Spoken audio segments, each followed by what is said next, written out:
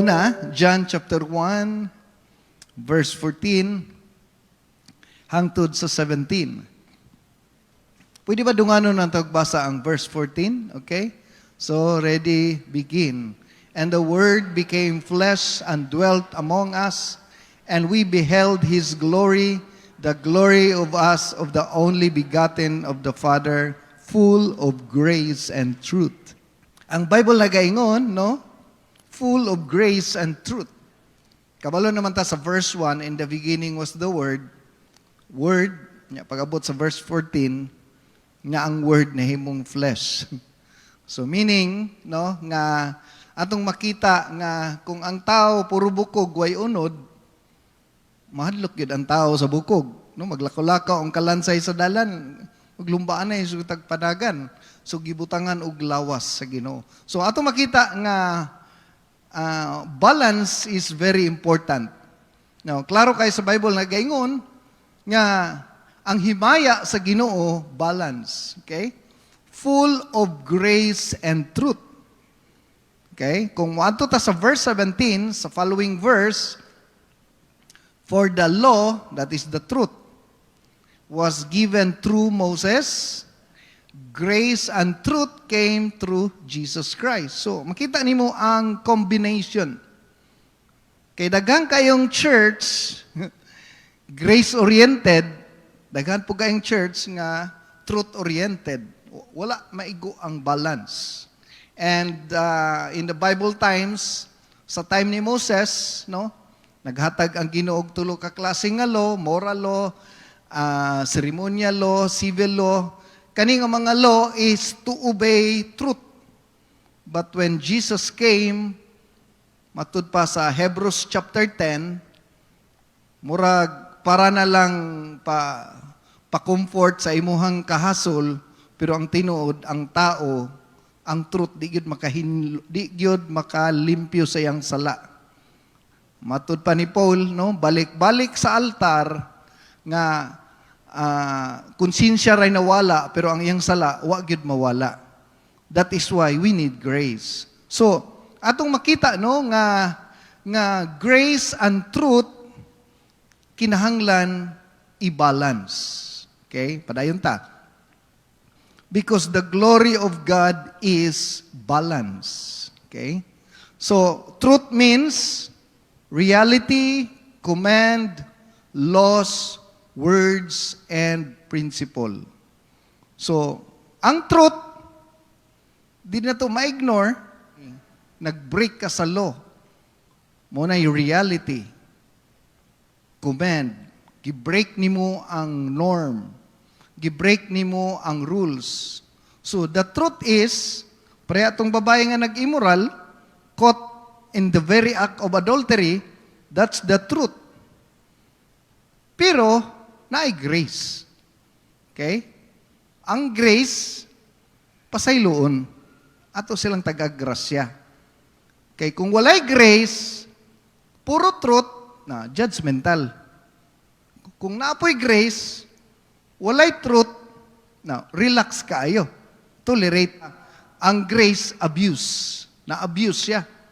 So, atong makita, no, nga kinahanglan sa atong pagpangalagad sa Ginoo, especially diri sa church, atong i-balance ang truth and grace. Dapat dagang katunan, no? Ang Pharisees have truth but no grace. Okay? Karon daghang kay mga modern Pharisees. Mga modern Pharisees. Matthew chapter 23, if you read the whole chapter, gikilaw gyud pag-ayo diha ang mga Pharisee. Gipili lang nako ang mga pipila ka mga highlights, no? Ingon sa verse 27, pero if you study sa Matthew 23, no? Naay pito ka buok diha nga woe, no, kanang woe.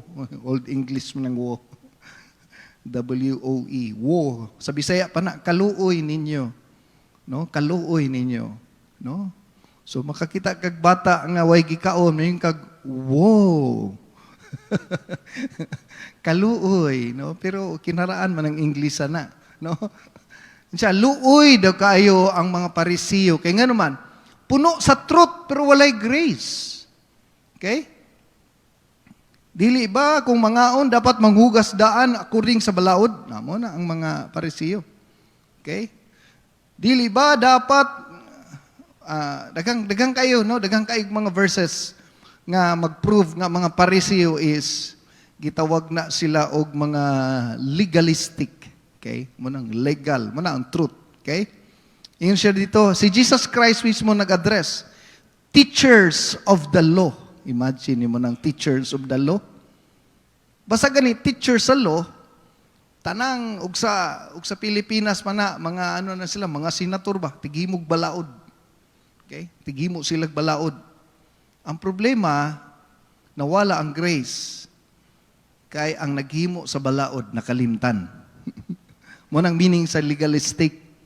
Concern sa balaod, pero wa sila nahimong concern sa naghimo sa balaod, ang author sa balaod.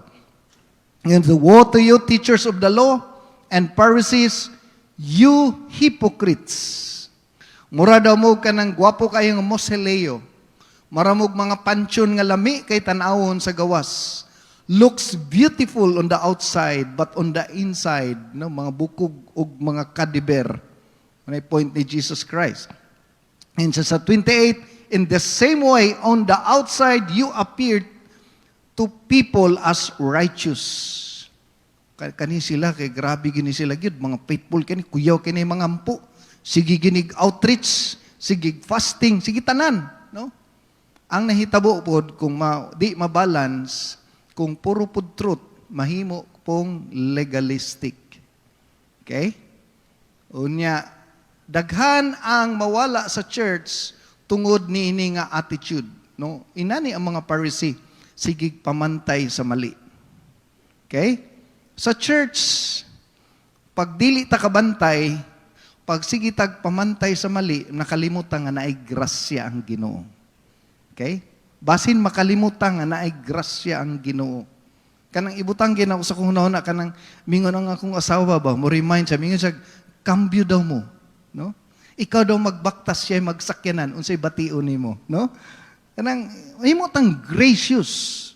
Di pud pwede nga sobrang grace wala po'y truth. That is why we are talking on the balance. Kay samtang nagabisita ko sa mga churches, nakita nako nga nay usa ka church full of grace, walay truth. Napo ko'y church nga bisitahan, puro truth, wala po'y grace. No? Unya sa ako mo reklamo. Grabe, malit lang gani mi. Hawa, nganong ang pastor na may nagitara, asa namang mga musikiro? Kay, ano daw pastor, wala daw may mga ampo-ampo. Pero gaampo ka. Tama man siya. Pero, imagine na ang kalayo sa balay. O si Pastor Frank pa, kung walay grace, walay maka-ministry diri kay pilaray gaampo. That is why, i-balance ang grace and truth. Okay? So, daghantang mga churches, locally and globally, no? Di lang sa ato, within the entire world, no? Kay daghang mga churches, no, nga puro pod grace, sobra ka grace na nga compromise na nga uyab na unbeliever, pero tungod sa grace na abuse, nawala na pod si truth. So that is why, no, bantay ta sa mga modern Pharisees nga full of truth but no grace. Wala na igo ang balance. Okay? So, ang truth-oriented Christians and grace-oriented Christians. Okay? Ang truth-oriented Christians is love studying scriptures and theology. Usually, sa mga truth-oriented Christians, mga Bible scholars. Okay? Usually, mga literate sa Word of God. Na sila gitawag theology. Theo means God. Logy means study. They study more on God. They always, no, puno sila verses. Nakafocus sila sa second coming. Nakafocus sila sa mga right and wrong, do's and don'ts. Kabalo mo unsay problem sa truth-oriented Christians? Thank you, Lord, sa ilang truth. But the problem is they are quick to judge and slow to forgive. Tanaw niyo yung mga debatista kasagaran, init ug ulo. Napansin niyo mga debatista? Observe niyo mga debatista, init ug ulo. Pag na makigdebate sa kuha niya, mo share sa kuha, maghatag mga verses, bingkog praise God, padayon. Ana na lang ko. No? Kay kung mapildi na nimo, pag ulian na, studihan to iyang napildi. Studihan niya tong iyang, wa niya napildi ko tong bersikulo da. Iya tong studihan kay balikan kaniya. Kay i-prove niya nga mali gihapon ka. Napildi lang siya atong panahon na. No? Gitawag tanag mga dogmatic. No? One-sided na, dili open. So, ang Christian, i-exercise na to ang balance. Okay? So, mo ni ang problem sa truth-oriented Christians. Pwede pa nato ni gamito ng truth-oriented church. Okay? Sa mga truth-oriented church. Natay gitawag no nga mga simbahan kanang mga hait gani. No? Kanang mga hait, mga talinis. Okay? More ba na mo endorse ni Duterte gyud no? So, mudaog na gyud sila na. Okay? So, na ako'y classmate sa unang nabilong siya ng INC. Pag mahingong kag bersikulo, grabe ka truth-oriented gyud no? Kuan gyud according sa Bible. Pero mao lagi na perting initag ulo. Okay? Kana bang wala na igo ang balance. Unya, every time na ay mali, iyang ipa-feel nga mali ka, tama ako. Mo nang ingon ang Matthew chapter 7 nga be careful to point out the sins of others kasi nakalimot ka nga makasasala pug ka. Okay? So, they are strong in truth but weak on grace. Wala nila naigo ang balance. Ang problem po sa grace-oriented Christian, tungod sa grace, they love forgiveness and freedom. Sige lang, kasabot man ang Ginoo. No? If you know Joel Osteen, grabe ka grace-oriented. No? Pasalamat po ko kay Joel Osteen, kaya nakatabang po siya. No? Katong depressed ko, pag uli na ko dari, dako kay siya tabang. No? Naami friend nga cancer patient, matud pa niya, tungod sa iyang nadungo kay Joel Osteen, nakasurvive gyud siya. Kay full of hope. No? Grabe yung hope. Dili ka ma-discourage ba? Bisa unsay nahitabo sa imong life, iya kang thank you Lord, gigamit po. Matod pa ni Joel Osteen, it's a gift. Mo po diyang gift, no? Part ba yagid sa 19 gifts sa New Testament nga mo encourage. Ang problem, mo niya po ning problem, compromise. Kay sa too much grace, especially sa one save, always save, ay nako, grace-oriented. No? Sa total luwas na bitaw ta. Okay? So, sa grace-oriented, wala na po'y commitment. Okay? Okay rag magpiknik og Domingo, no? Nya, pag magpiknik og Domingo, maligog dagat Domingo, total kaisa ra biyat ning birthday sa isa ka tuig, no? Full of grace gud siya. Okay? So, they neglect sa ubang mga area about truth, ang commitment, ang righteousness, ang prayer, ang daghang mga area, ang problema na po, they are weak on truth. So, mao ni ang lisod because to strike the balance is hard, no? Ang pag-strike sa balance, lisod man gyud pod. And that is why we are challenged, no? Gitudlo ni sa tua para kita nga Christian, dili ta mahimong legalistic o di po ta mahimong religious, no? Di po nato mahimong okay-okay lang ang tanan. So, atong nalatawon ning grace and truth deficiency. Okay? Kanang deficiency, okay, ako ra pod ni ha. Deficiencies, kakulangon, no? Kakulangon. Because some churches today embrace truth but need a heavy dose of grace. Puro rules. Puro dos and don'ts. Ang uban pod nag-embrace og grace pero kinahanglan pa sila heavy dose of truth. Kabalo ka pag ang deficiency sa imuhang lawas dili mabalance. Pag sige kag bilar, no? Unsay deficiency pag sigigbilar? Iron deficiency. Pasabot, anemic na ka, kay ang imong dugo, puti na kaayo. Okay? So, makita nimo nga sometimes, as we continue to serve God, naa na tay deficiency. And sometimes, ang church magkaroon og truth and grace deficiency. Pasalamat ta sa mga churches nga nag-stand for righteousness. Thank you, Lord. Nagbutang tag-standard. Standard sa church, dili standard sa Ginoo. Kaya ang standard sa Ginoo, balance man gyud. Pero ang standard sa church is to keep us, no? Natin gitawag boundary. Protection na to na. Your safety is within your boundary. Naa ka sa gitawag og perimeter, nasulod ka sa imuhang gitawag katungod nga ang church nagbutang na ng standard, no? Dapat ang mga musicians naa sa tanang services. That's the rules. Pero butangan po na nato grace, no? Considering sa mga naka-alarming ako ang cellphone. Okay? So, ang mga backup singers, ang mga ministers, even pastors, ginabutangan na sila walls para ma-maintain na to ang balance sa truth. And we know nga ang grace dili pud i-abuse para di po ta magkaroog deficiencies. Kabalo ta pag dili ma-balance na agyo di maayo nga effect. Na gitawag ta na siya side effect. Na mga side effect. Pag masubrag truth, ang minister mo withdraw.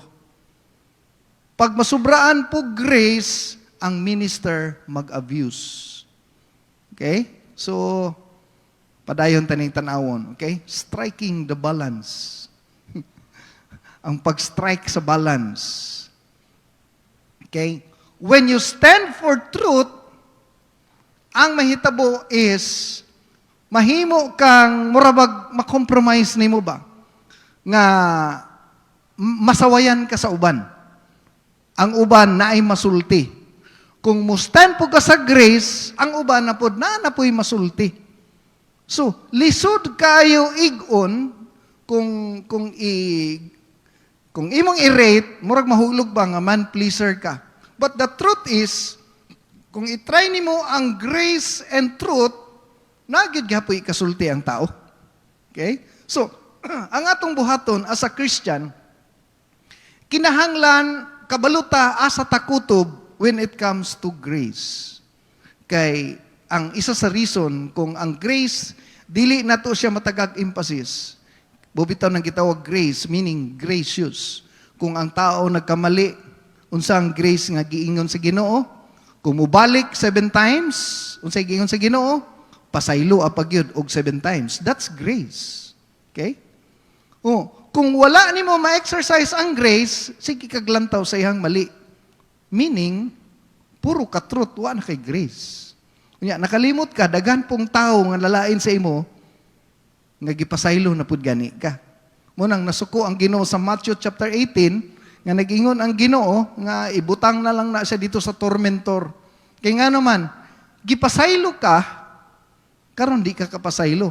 So, lisod kayo sa mga Christians, especially, moabot ang time nga ikaw ang offended. Pag ikaw ang offended, na-hurt ka sa tao, naiwa ka bayad sa imo, na nakasultig sakit sa imo, na nakatunglo sa imo, na nanghuram sa imo wagi uli nga gamit, naguba ang gamit, unya magsige kag tan-aw sa iya ha, murag feeling nimo kanang nahimo kang murag prejudice ba, no? Kumbaga, murag kag kontrabida nya nag-create kag distance. Meaning wa nimo na strike ang balance. Ang pain na ana at first, no? Gitawag na siya sa science og stimuli. Kanang mga reaction pa ba nga napaka sa pain. Pero di pwede bit-bito nimo na for months and years until now nag-create kag distance. Meaning wala nimo na exercise ang grace. In fact, niabot ang point nga ningon si Jesus Christ, biyai ang imong offering, go settle to that person. So makita nimo nga gusto ni Christ i-exercise ang balance. Kanang kabalupod ta because one day, mo na ingon si Jesus Christ sa Matthew chapter 5, be ye merciful. That is grace. Nganong mahimong tang merciful? Because one day, mag-exchange life mo. Katong problem nga imong gikalagutan sa iya, one day, ikaw na pod mo atubang ato nga problem. Ikaw na pod manginahanglan og mercy. Siya nanginahanglag mercy ron. One day, ikaw na pod manginahanglan og mercy. Basin, kung wani mo gi-exercise ang grace, basin, ang mercy nga imong gipangandoy, parehas imong gibuhat sa uban, di po di mo madawat. Kabalo na biyata, ang sowing o reaping. Once mahimo kang merciful, one day, you will reap mercy. So, striking the balance, ang Christians, dili mahimong judgmental. Dapat kabalo po ta nga one day, we will face the same problem. Diyan na ng word nga Matthew chapter 5 verse 16, let your light shine. Unsa may reason nga nung mo shine ang imong light because gi-exercise nimo ang grace. Okay?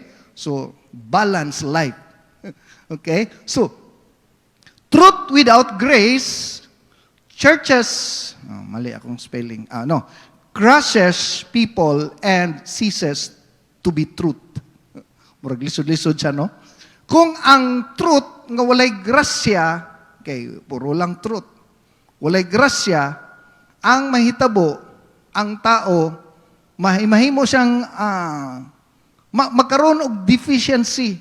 Okay? Kay wala na may grace, dili na siya truth. Kay wala na may grace. Kung i-vice versa nimo, kung ang grace na pod nga walay truth, na mahimo na pod nga murag unfair, dapat mag-uban gyud sila. Dapat equal gyud siya. Okay? Kay mo nang gitawag that the grace of truth and the truth about grace. No, the grace about truth and the truth about grace. Murabag, dili siya mahimong grace kung walay truth. Di po siya mahimong truth kung walay grace. So, murag inana siya. So, dapat sa truth, ubanan gid og grace. Okay? Sa next part po, the truth without grace degenerates into the judgmental legalism. Kung ang truth, sige lang tang truth, puro ta rules, puro ta do's and don'ts, mahimo siyang legalistic, no? Legalism. And kabalo biyata nga ang legalism is one of the worst sin in the Bible. Legalism. One of the worst sin in the Bible. Mas may patong tikasan, mangawat, immoral, uban pa diya. Kaya ang iyang sala, klaro pa, obvious. Sayon kayo, pangayuag pasaylo. Pero ang legalism, di gyud makita. It reside, no? Dito gyud sa pinaka-entrance sa heart sa tao. Kay di gyud makita. So mo ni ang sala sa mga Parisiyo. Mo na ingon, guard your heart. Kay ang legalism, ang imong kamot nakatutok sa mali sa uban, feeling nimo righteous ka. Okay? So, ang grace pod nga without truth, mag-degenerates pod siya into a deceitful tolerance. Daghang kayo makiglali sa kuha kanang gitawag bitawag free grace, because ang free grace, okay, kuyaw kaayo. Kung imong basahon, grabe ka gracious, kuyaw kayog doctrine. To the point nga di ka na kinahanglan mangayog pasaylo sa Ginoo. Kaya nga naman, well-versed, no? Gibayra na. While we are yet sinners, Christ died for us. Sobra ka grace.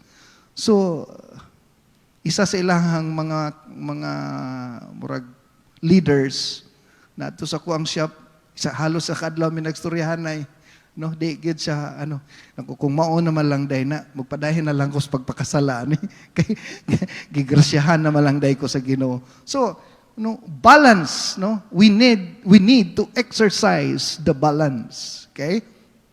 Kay importante kayo. Without truth, we are corrupt. Without grace, we are condemned. Lisura kayo, no? Kung walay truth, guba atong life. Wa naman tayo limitation, no? We can do everything we want. Munang word nga corrupt. Mahimo tang dautan. Total na bitaw grace. Pero kung wala po'y grace, ang tanan natong gihimo, di na ko ang ngayan. Di na lang ko musimba kay di na gid magsibi. Di na ko kaya sundon ng inyong standard, no. Di na ko kaya. Di ko ka minister kay ang akong life. Ang inyong time, ang kalayo, ang tanan anana, no. Mura ba og di na pwede. Muna nga kinahanglan ginato timbangon ang duha. Okay, anyway, nag-introduction pa ta. Next meeting, daghan pa ta gisgutan aning area, no? So without truth, we become worldly. Without grace, we become judgmental. So nakita ninyo, unsa ka importante ang truth o grace? Nakita ba ninyo? Ako rin nakakita. Wa naman tayo amen diha. I-balance ang truth and grace sa church, sa marriage, sa family, sa life. Okay? So, bantayan na to ni. Kay daghang mga church nga tong masudlan nga too gracious. Too gracious. Pwede na manguyab og unbeliever, pwede na ikasal ang mga immoral, kinahanglan pod, no, wa pod ta ning pasabot nga di puro na pod ta judgmental kaayo kay matud pa. Kung di pa natubutang ang truth, wala na difference sa kalibutan o sa church, no? Mahimo na po siyang worldly. Imagine nimo na musud ka sa church nga ang imuhang suot halos iniglingkod nimo makita na ang imong kalag, no? Nya na kay sanina nga inig altar call nimo ang pastor mawa yang anointing kay makita po ang iyang kalag. So kaya nga naman worldly na, wala na po yung truth. Sige lang kay ang Ginoo nagalantaw man sa heart. Muna na'y problema ron. Ang pastor kay naglantaw man sa dughan. Ang Ginoo naglantaw sa heart. Ang pastor nagod sa taas. Ang point ato diri, di po nato itolerate. Okay? Tinuod na ay grace, pero sa truth, matud pa, i-adjust po nato. No? Kay lisod kayo. Lisod kayo, no? Labi na mga pastor kasagaran sa pulpit. Na kanila pang manglingkod diri sa tubangan usahay na. Bantay-bantay po ninyo gamay. Patas Patas Lantaw na to ning truth without grace, okay? Truth without grace. Truth without grace breeds a self-righteous legalism that poisons the church and pushes the world away from Christ. Ang sobra na to kanang thank you Lord, no? Salamat sa righteousness. Pero usahay too much to the point nga atong mga igagaw kauban sa balay, di na mo ato sa church. Kay kamo sige mo ato dito, dapat manimba mo. Kana ganing too much, no? Kanang word ba nga extreme, na marabag na extremist na puga. Kanang word nga breeds, meaning breeding, di pa na mo effect dayon karon.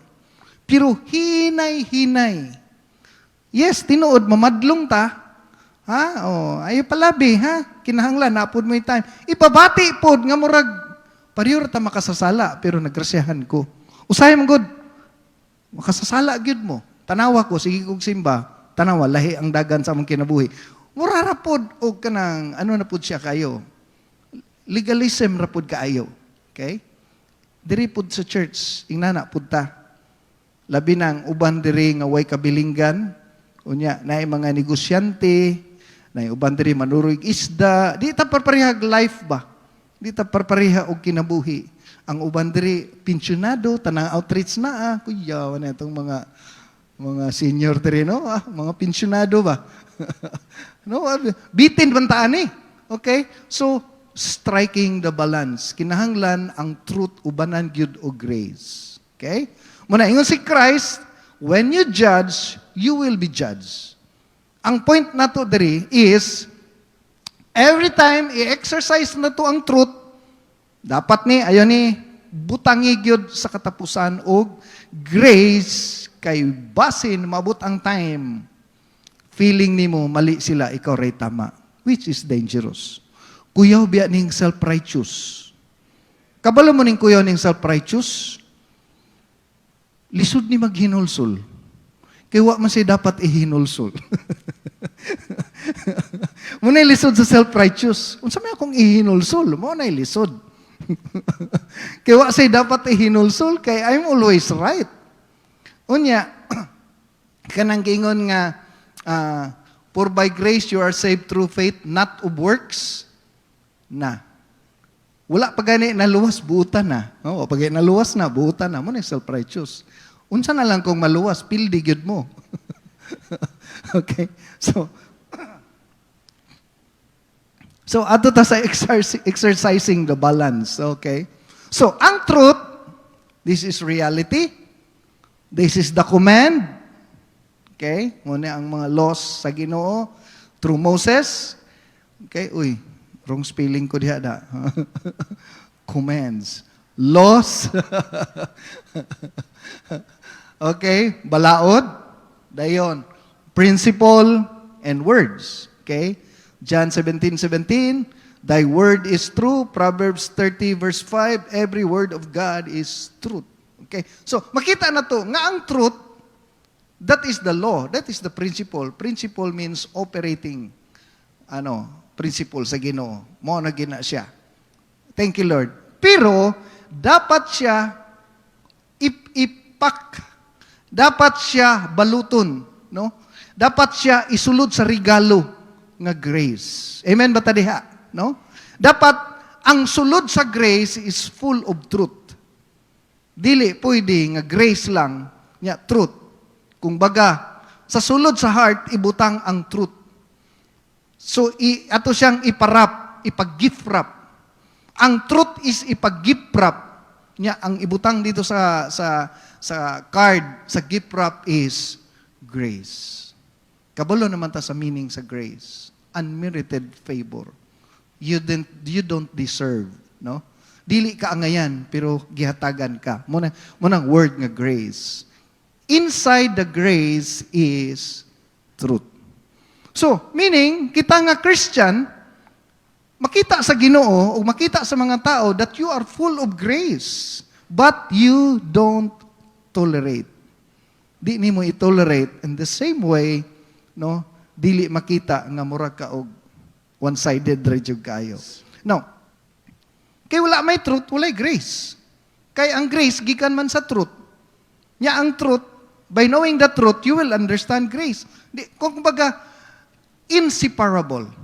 Balik ko nako. Inseparable. Dili pwede bulagon si grace sa truth, di pud kuhaon si truth sa grace. So, it should be together. Partner gid siya, inseparable. So, kung walay truth, meaning walay grace. Sa Muslim. Okay? Sa iglesia, medyo na truth pero walay grace. Okay?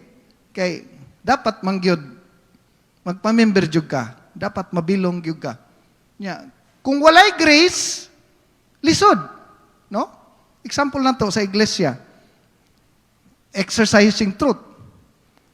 Kung di na to gamita grace, ang tanang taga-China nga wa na member, pila ramay INC sa China, no? Logical lang ta ba?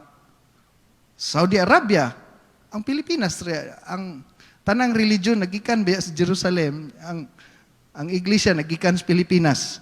So, to cut the story short, ang tanang taga-Saudi Arabia may impyerno. Pag di na to butangan o grace. Nakuha ba ko ninyo? That is why grace is needed. Di kid pwede nga wala ang grace. Okay? So, tanaw ni mo ubang mga churches diha. Ang example na to, ang Muslim. Isa sa whole world baya, isa na biya sa largest population, Muslim baya or Islam. Ang religion nila is Islam. Ang ilang race is Muslim.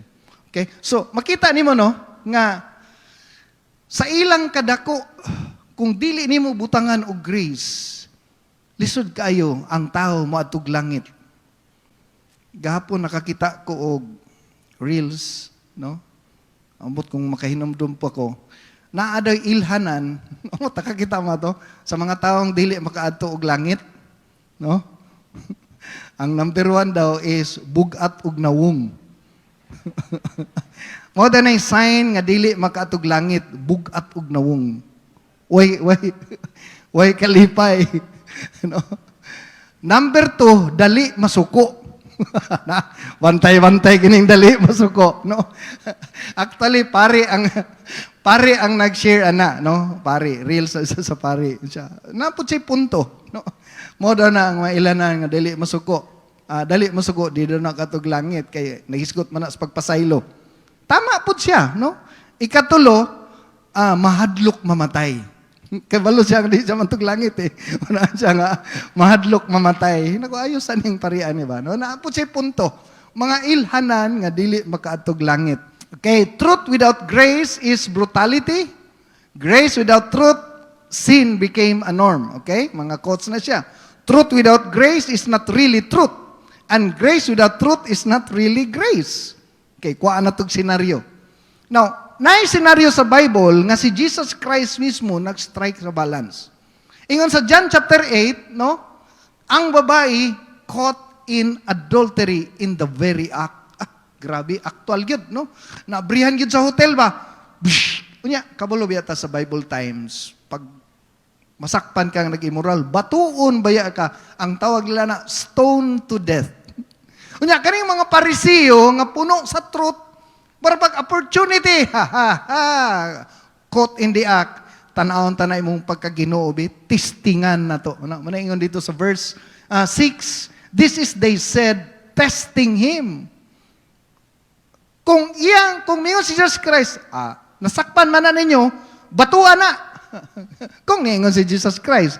So, asa naman to imong grace? Murag inana ba? So, atong makita diri unsay gihimo ni Christ pag ang tao nasakpan nga mag-immoral. Yes, the truth is immoral. That is the truth. Pero giunsa man ni Christ pag-balance. Unsay tubag ni Christ? He who without sin among you, let him throw a stone at her first. Ang walay sala, maoy unang mubato. Okay? Mamantay ha, kaning mga mamatuhay. Kana ba? Kanang tawhana na ba? Kanang bayhana na ba? Natagam na ko ana. Ang tawag ana, mamatuhay. Ingon ni Christ, ang unang mubato, ang number 1 requirements, dapat wa kay sala. So, makita nimo no, di ba, ang nakabutang dito, kaduha din ng lingkod si Jesus Christ nga, nagsulat-sulat sa sayuta. Manong, ang pangutana, wa mo nasulat sa Bible good, unsay gisulat niya. No? Nanana si dito, katungway sala, siguro ang gisulat ni Jesus Christ ba? Bakakon. No? Wata kabalo ba? No?